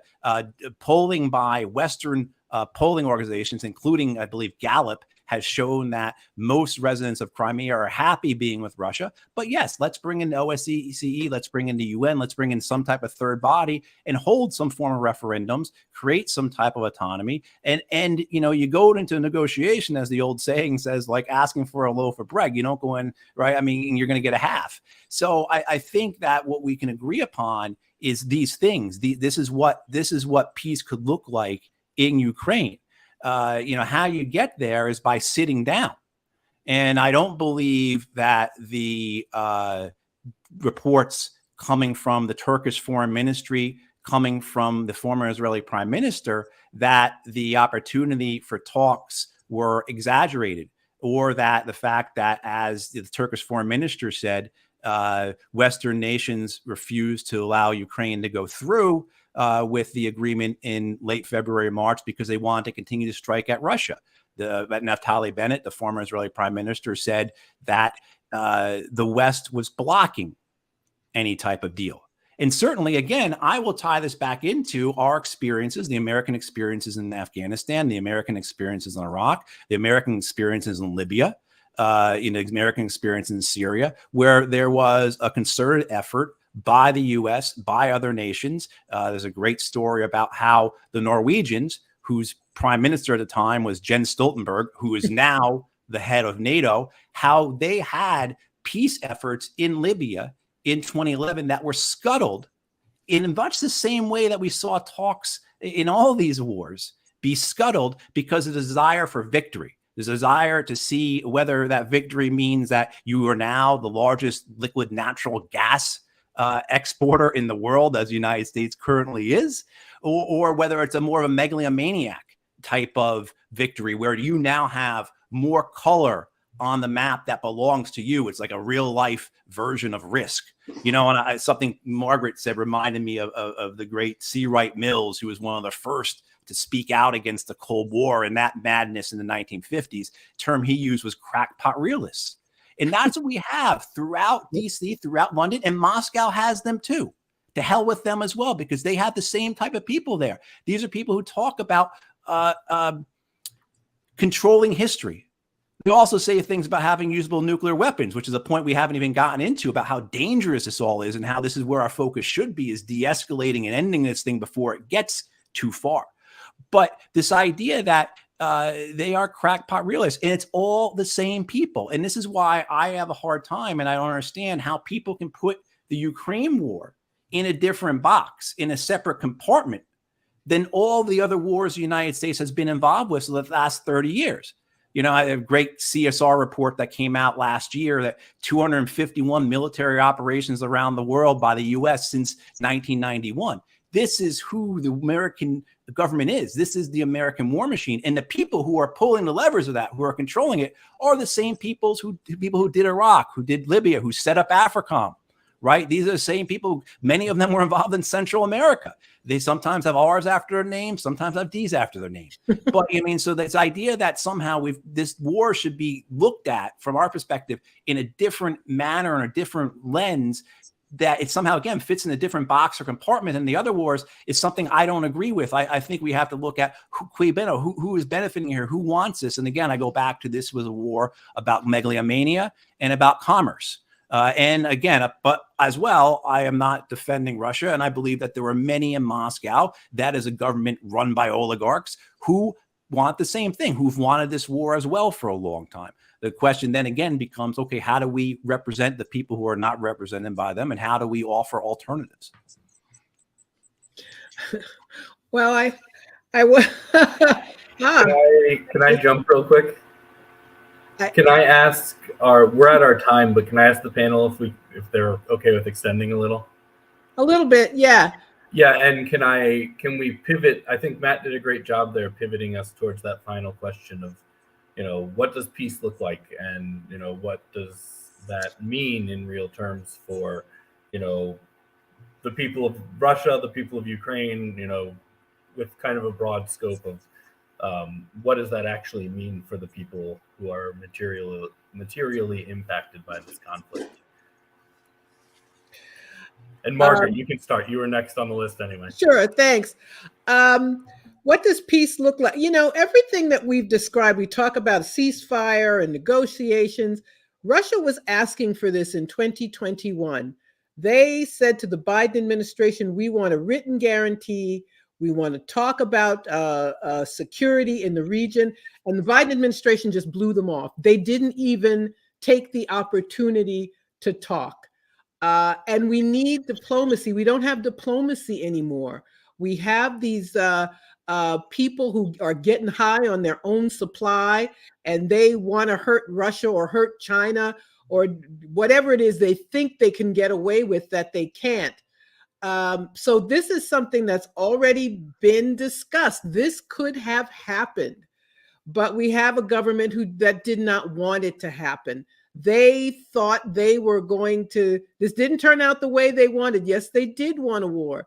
Didn't turn out the way they wanted, but I think we're going to see very soon, as they don't have weapons. Do you know that the European nations are out of weapons? They've given everything to Ukraine. The US is scrounging the world for weapons. This cannot go on, which is why they're sending troops to Taiwan. So peace looks like what the Green Party stands for. We stand for not spending all this money on the military. That alone will bring peace to much of the world. If we limit this endless spigot where these defense contractors they own members of Congress, and it's that simple, really, and they decide where the next conflict is going to be. Let's live by the values we already have. I think that will go a long way towards helping us we already have common ground, right? We're Greens. So regardless of where we fall on some of these issues, how we feel about a particular country, the Green Party has defined what a peaceful nation should look like, has already defined what this country should be doing for its people. And it is antithetical to the nature of an imperialist state to help its people. So we are not going to have Green New Deals, healthcare for all, infrastructure improvements, any of the things that Greens want, as long as this madness continues. It is just not going to happen. Thank you. Howie? Well, Matt, suggested what a peace agreement might look like. And it was a lot like what was on the table in March. And I think, it might end up there if we get to that point. But I think we also have to recognize, it's not for us to tell the Ukrainians what's acceptable. Because after, the Russians rejected that and Zelensky was still open to it, into the summer, they're now saying, we want, like the UN just, resolved again, for the Russians to withdraw. We can have a cessation of hostilities to let that happen. And then we got to deal with things like reparations and accountability for war crimes and a treaty that guarantees Ukraine's security. They had the Budapest Memorandum from 1994, which Russia signed, US signed, UK signed, and that was Ukraine gave up the nuclear weapons it had inherited from the Soviet Union, I think 1,700 of them, in return from a guarantee from Russia that it would respect Ukraine's territorial integrity. Ukrainians have a low trust of Russia because of that, and because of the difficulties dealing with the Minsk agreement.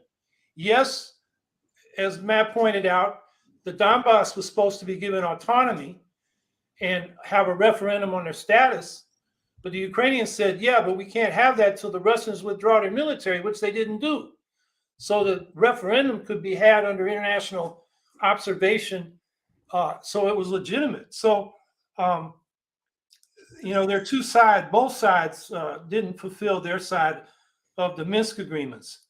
And I would argue that, this is very different than, the various imperialist wars and adventures the U.S. has been involved in, particularly in the last 2 decades. This is not sending arms to Ukraine so they can defend themselves is not the same as invading Afghanistan and Iraq to change the regimes.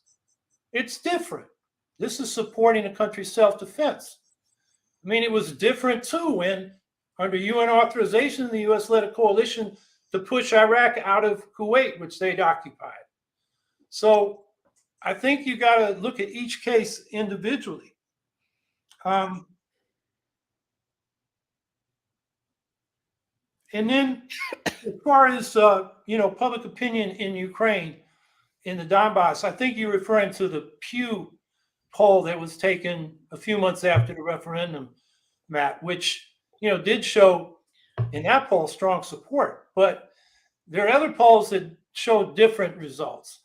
And in fact, the Russians' own poll, which they accidentally put online for a little bit, showed that not 87% or whatever they said voted, it was 30%. And it wasn't 97% that voted for to join Russia in the Crimea. It was about a 50-50 vote of the 30% that voted. So it's really hard to know. I think, going back to the agreement that almost happened in March, there should be a legitimate, referendum after people who have been forced out have a chance to return, like the Crimean Tatars, the indigenous people there. The same with all the people in Donbass that have left. That might be the way that's finally resolved. But in the end, it's going to have to be up to the Ukrainians to say, what's acceptable for them. And I think the most important piece is there has to be some kind of peace treaty where, Russia and the other big powers guarantee Ukraine's security. In the meantime, I think we got to demand the immediate and unconditional withdrawal of Russian troops from Ukraine, support the Ukrainian people's right to self-determination and their right to get arms from wherever they can get them to defend themselves. We need to support Russian anti-war resistors. There are other demands like demilitarizing the Zaporizhzhia nuclear power plant and bringing it under the monitoring of the International Atomic Energy Agency, demanding the permanent cancellation of Ukraine's unjust external debt, which the left in Ukraine has been pushing for, demand that the U.S. stop importing Russian uranium. There's a lot of talk about sanctions, but we haven't sanctioned the uranium we're importing. We should support the prosecution of war crimes on all sides and support post-war reparations and reconstruction aid. I think those are things that we should be talking about now, as well as demanding that the U.S. stop the other things I was talking about they're doing in, Israel, Palestine, and Yemen, and other places around the world. Oh, and let me just add this. I think this is crucial. One of the worst things U.S. imperialism has done is pull out of these arms treaties, nuclear arms treaties, the ABM treaty under George Bush, the Intermediate Nuclear Range Forces Treaty under Trump, and now the START treaty is on the rocks. The Open Skies Treaty was pulled out. The U.S. pulled out of that, and we should, demand that our government, really take initiatives. This group, Diffuse Nuclear War, I think it's called, has a lot of demands. Like, we should get rid of our ICBMs. They're just targets. We don't need them for deterrence anyway. We should pledge no first use of nuclear weapons. There are other initiatives we can take. And then use that, say, hey, we're changing our policy, get together with the other nuclear powers and say, we got to get in compliance with this new treaty on the prohibition of nuclear weapons. I think, that's an area where the peace movement needs to put a lot of emphasis as well.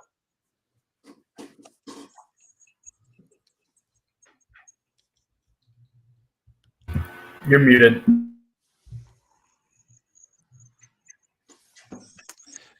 Yeah, thanks. I certainly agree with that about the arms control. We're in a very dangerous place. I have optimism about negotiations. I mean, you've seen how I just brought up Zaporizhzhia, the power plant, the IAEA coming in there to try and take control. There's ongoing negotiations about that. It shows that the two sides can talk. Again, the grain was brought up. The fact that grain shipments were stopped, but then they were started after negotiations. Again, shows the two sides can talk. They can trust together. They can work with one another. And I think on the military aspect of it, there's been something like 40 prisoner of war exchanges. So the regularly Ukrainian and Russian military officers sit down, come to an agreement, observe terms, and have an exchange. I mean, so there is optimism. However, where I get very pessimistic is I do believe the Russian goals have changed over the last year. And I'll go back to, again, just to use an example from Afghanistan, whereas for years prior to President Obama coming into office and for the first couple of years after him coming into office, the Taliban repeatedly tried to negotiate. The American government lied about it all the time, but I had 2 encounters with the Taliban when I was in Afghanistan where they wanted to negotiate. Go back, look at their statements back on Facebook and Twitter back then. You look at the press in Central Asia and South Asia, in the Middle East, talked about the Taliban offering to negotiate. Mullah Omar's annual statements always offered to negotiate. What happened was they were spurred because the Americans were going to win. We're going to surge in Afghanistan and we're going to win. Victory. And what happens when you don't win? Well, you saw what happened in Afghanistan. The Taliban said, to hell with you. We'll fight you. We defeated the Soviets. We defeated the British before them. We'll beat you. And they did. And so when it comes time, though, the Americans around 2015 or so say, okay, we do want to negotiate now. The Taliban say, screw you. We offered for years. You chose not to. You put a 250,000-man army in Afghanistan to try and defeat us, to try and subjugate us, and we won. And I fear the same thing has happened with the Russians. Whereas I think a year ago, and this is what, is so complicated about this and so dangerous. I think a year ago, the deal that could have been in place, very similar to Minsk II, is now no longer something that the Russians are willing to accept because they were spurred. And now Vladimir Putin has his pride. He's got his people to his right, the right-wing nationalists who want total victory. The people who are arguing against invasion, who are arguing for negotiations, have been embarrassed. They've been humiliated. They've been diminished. And so now, unfortunately, I think that the Russians, as they said in September, have annexed four oblasts, 4 provinces, 4 states, if you will, to use the American term for that political structure. They are no longer willing to give those up. It would be a matter of pride to them. And this is why when I go back, yes, there's money involved, there's commerce involved, but there's also megalomania.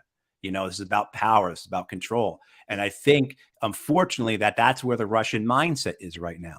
Now, that's not a way of saying that we need to then defeat the Russians on the battlefield, that we need to provide weapons and we need to do the things we need to do to force them, because there's no way you are evicting the Russian army from eastern Ukraine. It will require an actual army. And when I say an army, I mean 3 to 5 corps of armored and mechanized infantry to remove them from Ukraine. That's what you're talking about. Plus all associating air power, all associated long-range artillery, rocket and missile fire, naval support, et cetera, and you would be in World War III. So the idea that you're militarily going to remove Russia from the battlefield, I don't think is possible. So unfortunately, here we go. What were the alternatives? What could we have done differently? And I think this is as we unfortunately have to swallow this. But one of the things I do take away from this, I think that we need to, as a peace movement, expose and really talk about is with our own military industrial complex, the fact that it has really been exposed as nothing more than a racket because it can't wage war. For decades, the MIC, the military industrial complex, has decided that it is better to build ships that don't sail, planes that don't fly, right? Missiles that don't launch, Star Wars systems, etc., as opposed to actually be able to produce artillery shells, right? So I think this is something that we as a peace movement need to expose and need to highlight. Like, look, what have they been doing for all these decades? You're telling me the United States of America really couldn't fight a war right now because we don't have a war-making capability. We have a military-industrial complex. We don't have a war-making capability. I'm not saying we should have a war-making capability, but I'm just saying that's one of the things this is really exposed is how rotten this all is, how corrupt it all is, and how much, again, it comes back to, the megalomania and the greed, the corruption, et cetera. But where it goes, in the sense of, I think all our efforts need to be to de-escalate, avoid the opportunity. I mean, if you do like I do, and you read the Telegram channels that the Russians and Ukrainians post on, you'll see that the escalation is clear. It's very clear. And there's a commentator I follow who very adroitly, very smartly has described this as the escalation escalator. That I think we're all familiar with the idea of it being a ladder, right? Escalation, you can go up, you can go down. You can't go side to side, go up or go down. But we are on, as he describes, an escalation escalator. And to try and walk down the escalator is very difficult. And you can't get off left or right. You're boxed in. And I think, both sides are playing into each other's hardliners. So when, a few weeks ago, the American government says we're going to send Abrams tanks to Ukraine, which they're now saying won't get there for a year, but we're going to send Abrams tanks to Ukraine. The immediate response from the Russian side is we have to start hitting the marshalling yards in Poland. We have to start hitting the logistics facilities in Poland. We have to bomb the ports in Bremerhaven and Rotterdam. We can't let those tanks. We play into each other when we allow this escalation to occur. So I mean, I think where we go from here is very, very important in terms of what we're advocating for and advocating this. And if you want to use weapons as your way to get the Ukrainians to negotiate, okay, I'm not totally in favor of that, but I see that's a pathway. But right now, we don't even have a pathway for that. And we have to do everything we can to push for ceasefire, a negotiated settlement, and then, of course, the rebuilding is going to be massive. I think the orders of magnitude. But we've already seen how corrupt that is because the BlackRock CEO was over there, 2 months ago, already negotiating, right? Already negotiating the deal to rebuild Ukraine. So it's all so dirty, so rotten, and so many people are suffering. And I think that is probably the thing that motivates most of us is that whether it's Ukrainian or Russian, how many hundreds of thousands of Russian mothers, if we believe the casualty reports, which I think are true, probably between 100 and 200,000 Russian casualties. How many mothers have had to deal with that, right? I mean, it's just sickening, that thought. And I think that's what has to motivate us as we go forward is how do we bring an end to this?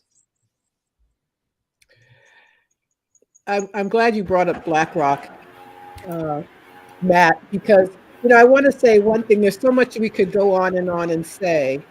I think I hear that sound again. If we could. Thank you very much. I think that's important to remember one thing. Whatever we're told about U.S. foreign policy, decision-making, and U.S. actions around the world, it's never what they say. The real story is BlackRock. So all this talk about bringing democracy to Ukraine and freedom for the people, is that what BlackRock does? No, it is not. So I think we have to keep that in mind. And this is why the people of this country need the Green Party. We must envision a different world, a different nation where we don't have these horrible defense contractors owning Congress, owning the White House, controlling our lives. That's what we're for. So while we talk about strategy and organizing, which we should do, we also have to stay with the world it is that we imagine.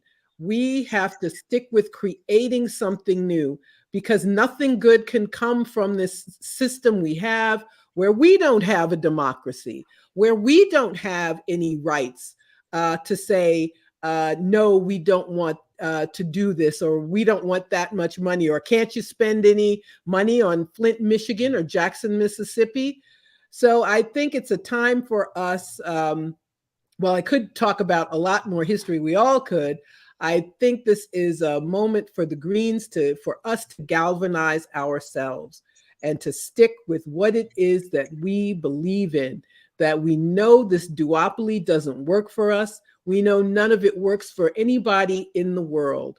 And I go back to what I've said several times already. We have a platform, we have pillars, we have values, and we have to stick with them. And if the rest of the world did, we wouldn't be talking about Russia being in Ukraine at all. Thanks. Howie, Margaret, and Matt have both given what seems to be very succinct conclusion statements. Do you want to conclude as well? Yeah, I would appeal to people to listen to our political comrades in Ukraine. The Green Party, it's called the Party of Greens, the Socialists and Socjalny Ruch, the anarchist groups, the feminist groups, the environmental groups, and the trade unions. And what they want is for us to demand Russian troops out and send them the arms they need to defend themselves, and support a just settlement that provides for the security of Ukraine from future aggression, and then reconstruction, not run by BlackRock or run by the EU, which has this crazy green hydrogen scheme, which would just exploit Ukraine, its wind and solar resources to provide hydrogen in place of natural gas to Europe, when that renewable energy should be used by Ukraine for its own development. That's what they're talking about. They want basically a socialist reconstruction, at least certainly a great expansion of the public sector, public provision of education and health and public transportation and so forth, in opposition to the neoliberal policies that the EU encourages, and the Zelensky government and the people now in the parliament. There are a lot of neoliberals. They're not Nazis, they're damn neoliberals. And, so we need to support our political comrades. And I think, they get lost in the discussion too often. Putin says this, Biden says that, but what do the people in Ukraine say? And one thing they say, and I'll stop with this, they've been, the Kyiv Institute, International Institute for Sociology, has been surveying Ukrainians on how they think about the war. And one of the questions is, would you accept a land for peace deal? And since the spring, when this was first asked, and the last poll was in December, in that poll, 85% said no, and only 7% said yes. I think we got to respect, those people. They don't want their friends and family and comrades and compatriots left under Russian occupation. Brutal. So I say people need to, seek out those Ukrainian voices, particularly the progressive social and labor movements, what they're saying, and support them politically.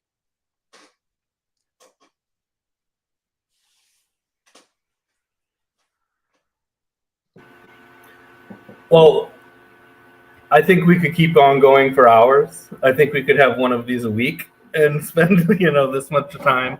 We're not going to do that, though, we should have been doing that for the last year. We should have been having these conversations, with respect for each other and trying to understand where each other are coming from for the last year. And largely we haven't. So I really want to thank all of our panelists for coming on today.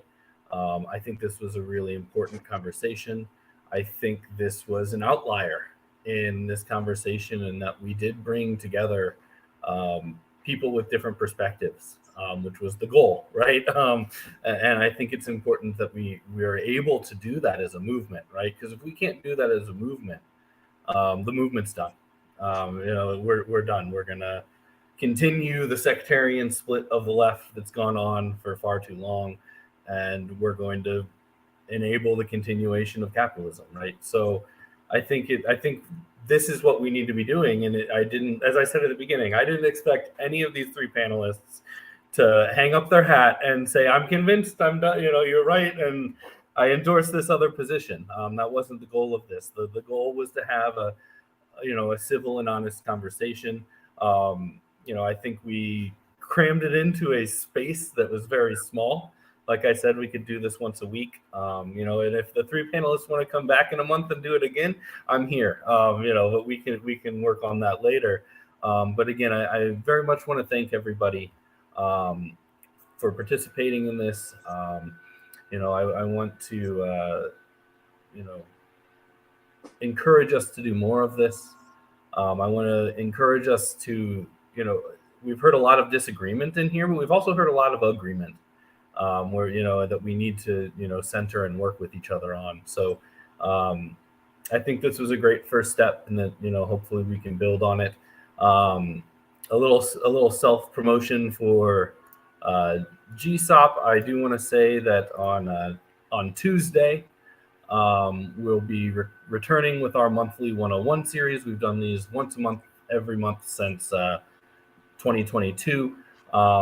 This month, we'll be talking about independent politics, why it is not a strategy debate, as DSA would like to have us think, but a foundational part of socialism, that we work independent of capitalist political parties. So right here on, Howie Hawkins and our foreign eco-socialist Green New Deal, social media platforms, we'll be back on Tuesday for a conversation about independent politics.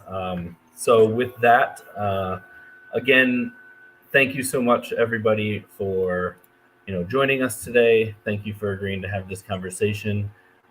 Thank you for having a conversation that went above and beyond what I've seen. Set a new standard, and hopefully we can maintain that standard in the future. If anybody has any final part, not a last jab or getting the last word in, but if any of our guests have anything, before they leave, you got something you want to plug that you're doing next week, you want to thank everybody, say goodbye. Otherwise, thank you, folks. Have a good evening. Peace.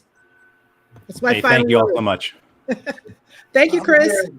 International Socialist Solidarity. Thank you, everybody.